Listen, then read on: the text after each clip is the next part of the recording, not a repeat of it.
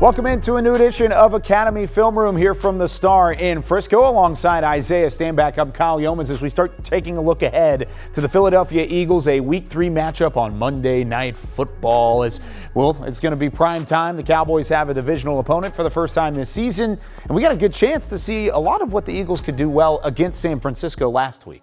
Absolutely. Obviously, with Philadelphia, this is going to be a battle of the NFC East. So we got to bring our A game. These guys have their weapons on the offensive side of the ball in the form of Jalen Hurts and their new draft pick Smith. But also defensively, these guys have some boys as well, and we have to be aware of it. But let's go ahead and take a look at what happened last week against San Francisco. Now, how can we exploit the defense of the Philadelphia Eagles? Well, they want to run a single high defense. What does that mean?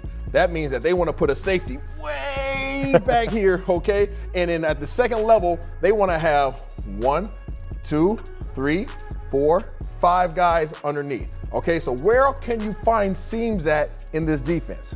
Let me see here. Somewhere between here and there, right? All the way in the seams. This is where we want to attack these guys, and we have to get past their second level defenders. So let's take a look here and see what San Francisco does against these guys to try to attack these seams.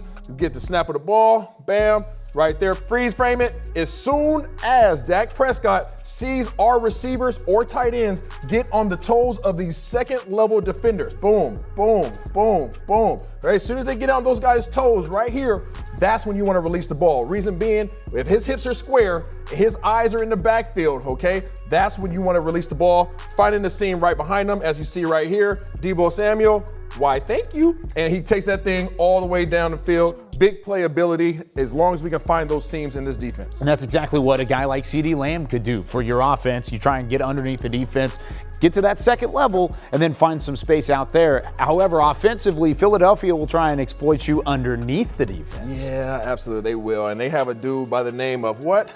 Jalen Hurts. All right, but not only do they have Jalen Hurts, Kyle, who they have a receiver right here? Ooh, that's Quez Watkins. Watkins. That's Devontae Smith, Heisman Trophy winner, and Jalen Rager, who was a Waxahachie product. So they have some dudes, okay? And though their guys are like doggone, they're the fast bikes. You know, they're not like the little tricycles. These boys can roll. So we don't want to give Hurts the opportunity to get out the pocket. We want to contain him, but even once we contain him, he still has the arm strength to get it by our guys. So defensively, we need our safeties to be on high alert this game. We need our safeties to be disciplined, stay back, keep their eyes out of the backfield, and keep their eyes on what their responsibilities are.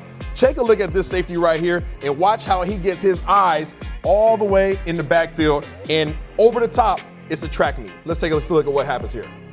Quez Watkins gets right up on the toes, boom, steps on his toes, takes off. Now freeze frame it right here. As soon as his eyes were back here, he's stuck in the mud. Okay, these guys are too fast on the outside. Take a look at here. As soon as he breaks, as soon as he gets on these toes right here, he's gonna make a little and he's right over the top. This DB is depending on this safety to not be doing what he is doing right now. His responsibility is to get back here over the top. So if they decide to take a shot over the top, guess what? We have an opportunity to make a big play. He did not carry out his responsibilities. We cannot do this. We have to learn from their mistakes last week. That was a 91-yard reception for Watkins. It's the longest play so far in the NFL season. Now, the Cowboys defensively showed some good assignment and alignment techniques whenever you looked at what they did against the Chargers in Week 2. Absolutely. Last week, we had to change some things up on the defensive line. Just a little. Just a little bit. We took our first-round draft pick by the name of Micah Parsons, and we decided to say, hey, he is going to put pressure on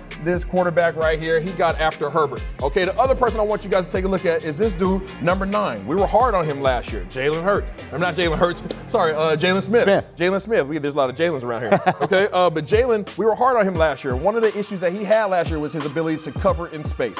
That's why they took him off the field the first week versus Tampa. But he came back renewed, and he took on the challenge last week. Look how he takes on the tight end Cook right here, and look at the pressure we're able to provide with Micah Parsons. Is exactly what we're going to have to do this week against Jalen Hurts, bottling him up in the pocket, making sure that we have pressure. Making sure that we have pressure on the outside, keeping him there, keeping him here, forcing the quarterback to step up, and then have great coverage on all these guys in the secondary. Let's take a look at what happens here. Micah Parsons with the great rush up the field. Again, providing that good pocket, like he has to force him to step up. We get the nice stunt here, forces him in there, makes him move his feet, but look at the coverage. Run it back for me one time.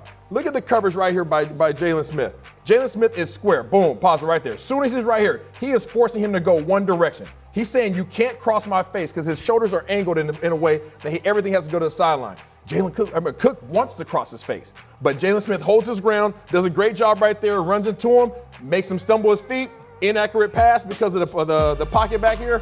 Again, big third down stop in the red zone. We have to be able to do that. That's a big battle won by Jalen Smith, because you want that inside leverage. We saw that in week 1 when Gronkowski ran the seam as a tight end, and it resulted in a touchdown because they didn't have inside leverage. At that point, it was DeMarcus Lawrence that was on the outside. But I want to see this one more time. Whenever Cook comes over the top, he basically has a decision. Either scrape underneath and have Jalen all over the top of him, or just go right through. Yeah, exactly. So again, watch this pressure right here. We have our big dog, okay, our first round draft pick right there, Parsons. Look at this stunt right here. Boom, grab the tackle, come over the top, okay, with Osa. Great job. Again, look at this pocket, pause it right there. Look at this pressure right here. We have him bottled up. He can't go anywhere. Again, that's what we want to do against Jalen Hurts. Hurts needs to be able to step up in this pocket. But again, rewind it back about 2 seconds for me.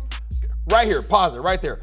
Jalen Smith's doing a great job of forcing Cook one direction. But guess what? Cook is stubborn. He's like, I'm going to go through you. You can't do that at that position, which results in them having an incomplete pass, and it results in them having to force a field goal. And this pressure came without Randy Gregory. It came without DeMarcus Lawrence. Cowboys are going to be missing a couple guys up front in week 3 as well. They're going to still have to figure out a way to slow down number 1, Jalen Hurts, on that Philly offense. He's Isaiah Stanback. I'm Kyle Yeomans. That does it for this edition of Film Room.